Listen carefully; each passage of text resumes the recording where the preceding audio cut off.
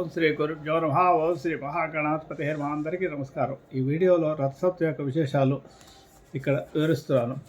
రథసప్తమి పండుగ మాఘశుద్ధ సప్తమిని ఆరాధిస్తున్నారు. ఈ సంవత్సరం 16 ఫిబ్రవరి 2024 రథసప్తమి వచ్చింది. మనకు ప్రత్యక్షంగా దర్శనమిచ్చే సూర్యభగవానుడు ఉదయం బ్రహ్మ, మధ్యాహ్నం పరమేశ్వరుడుగా, సాయంత్రం విష్ణు రూపంగా పూజలు అందుకుంటాడు. మన ప్రత్యక్ష దేవమే సూర్యభగవానుడు. సూర్యుడు నమస్కార ప్రియుడు. అలాగే విష్ణువు అలంకార ప్రియుడు, మహేశ్వరుడు అభిషేక ప్రియుడు అన్నమాట.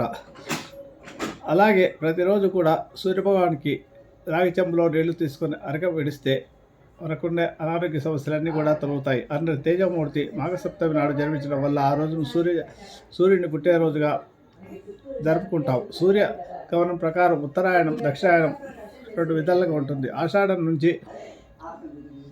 పుష్యమాసం వరకు ఉండే దక్షిణాయనం కాక మకర రాశిలోకి సూర్యగ్రహుడు 15 జనవరి సుమారుగా ప్రవేశిస్తాడు. అప్పటి నుంచి మళ్ళీ కర్కాటక రాశిలోకి ప్రవేశించేంత వరకు ఉత్తరాయణ పుణ్యకాలం నడుస్తుంది. 6 మాసాల పాటు. ఉత్తరాయణ ప్రారంభ సూచకంగా రథసప్తమి పర్వదినాన్ని జరుపుకుంటారు. తిథుల్లో 7వ తిథి అయిన మాఘశుద్ధ సప్తమిని రథసప్తమిగా జరుపుకుంటారు. రథసప్తమి రోజు ఉదయానికి ముందే లేచి స్నానం చేసి సప్త మహాసప్త సప్తదీప వసుంధర సప్తజన్మ కృతం పాపం మకరే హంతి సప్తమి అనే శ్లోకాన్ని చదువుకుంటూ స్నానం చేయాలి.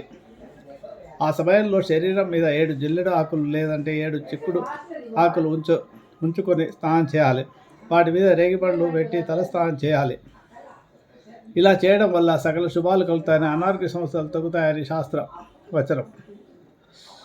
ఆయుర్వేద శాస్త్రం ప్రకారం జిల్లెడు, చిక్కుడు ఆకుల్లో కూడా ఉండే ఔషధ గుణాలు చలికాలంలో ఏర్పడే చర్మవ్యాధుల నుంచి రక్షణ కల్పిస్తుంది. కాబట్టి అనారోగ్య సమస్యలు తగ్గుతాయని, చర్మవ్యాధులు తగ్గుతాయని ఈ స్నానం చేయడం వల్ల నీటిలో ఉండే ఔషధ గుణాలు ఋతువుల్లో వచ్చే మార్పులు అనుగుణంగా శరీరంలో ఉండే అనారోగ్యాలు నశిస్తాయని శాస్త్రవచనం. స్నానం తర్వాత దేవతలకు అరిగ వదలాలి. ఆవు పాలతో పాయసం చేసి చిక్కుడు ఆకుల్లో ఉంచిన ప్రసాదాన్ని సూర్యుడికి నివేదనగా పెట్టాలి. ఈ రథసప్తమి రోజు చేసే స్నానంతో పాటు వ్రతాలు, పూజలు, తర్పణాలు, దానాలు మిగతా సమయంలో చేసే వాటికంటే ఎక్కువ 100% ఫలాన్ని ఇస్తే ఈరోజు చేసే స్నానం 200% ఫలాన్ని ఇస్తాయని పురాణాలు, శాస్త్రాలు చెప్తున్నాయి. తెలిసి తెలియక చేసిన పాపాల వల్ల రోగం, శోకం వంటి కర్మలన్నీ కూడా పూర్వ జన్మలని సంబంధించిన పాపకర్మలన్నీ నశిస్తాయని శాస్త్రవచనం.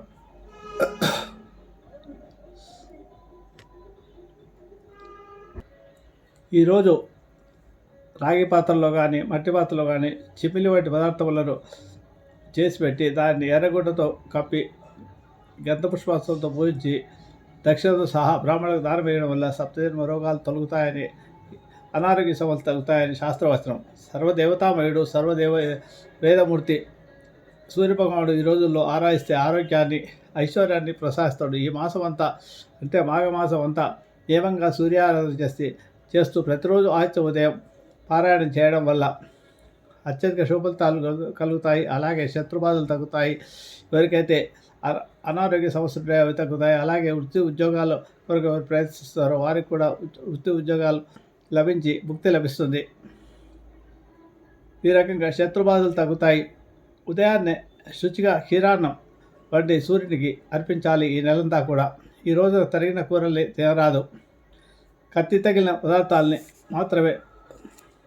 పదార్థాలు మాత్రమే తినవచ్చు. మాఘశుద్ధాష్టమి, భీష్మాష్టమి అని పద్మపురాణం ఉటకిస్తూ హేమాదిలో ఉంది. ఈ రోజులో నువ్వులతో తర్పణాలు విడవాలి. ఇలా చేసి వారి పాపాల సత్వరమే హరిస్తాయి. ఇక్కడి నుంచి 3వ నాడైన భీష్మ ఏకాదశి అని, ఆ మనాడు భీష్మ ద్వాదశి అని మదరత్నంలో పేర్కొంటుంది. ఈ రకంగా ఈ మాఘమాసాన్ని పుణ్యకార్యాలతో దినాలతో గడిచిపోతుంటుంది. కాబట్టి ప్రతి ఒక్కరు కూడా ఈ రథసప్తమి రోజు సూర్యారాధన చేసి ఏమి చేయలేకపోయినా కనీసం ఉదయాన్నే స్నానం చేసి సూర్యోదయ కాలంలో సూర్యునికి అర్ఘ్యం విడుస్తూ ఆదిత్య ఉదయ పారాయణం చేయడం కానీ అలా చేయడానికి రాని వారు కనీసం యూట్యూబ్లో మనకు ఆదిత్య ఉదయ పారాయణం వస్తుంది, అది పెట్టుకొని వింటూ అర్ఘ్యంని విడిచి ఏదైనా ప్రసాదాన్ని సూర్యుడికి సమర్పించి చేస్తే అనారోగ్య సమస్యలు, నేత్రరోగ సమస్యలు, చర్మ సమస్యలు, అలాగే శత్రుబాధలు కలుగుతాయి, వృత్తి ఉద్యోగాలు లభిస్తాయి. శుభమస్తు.